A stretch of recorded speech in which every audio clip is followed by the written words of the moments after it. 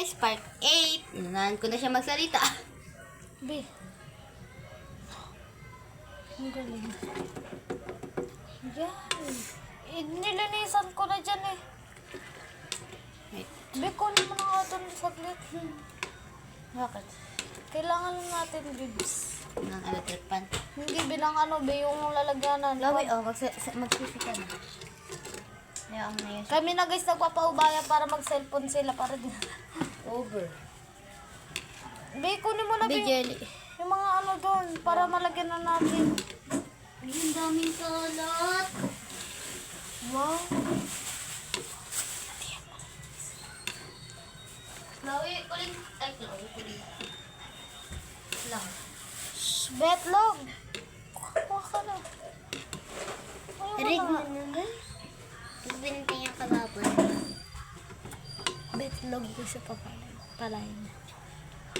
Diba? Hindi pa talaga siya tuyo. Oo nga, kaya nga kukunin mo paano ito. Ito dito yung matutuyo din. Kaya sabi ko sa'yo, pagsalo na lang eh. Ako naman yun. Ito muna. Wait lang, be. Di pa talaga siya tapos. Ay, ayun, may patapos na pala na iba. Maliliit lang guys po na guys yung.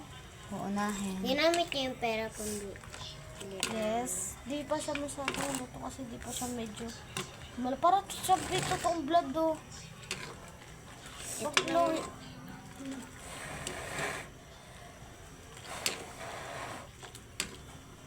Tuyo na to yung unahan. Okay lang yun yung unahan, be. Ihipan mo nga yan, be. Ay, kaso baka mabas tayo. Wag mo na ituloy. Electric pan nga, be. Yan. Chloe, yung mini pan mo naka-charge. Pero nga kami naman ang bilipan mo. Charge mo na habang umaga pa.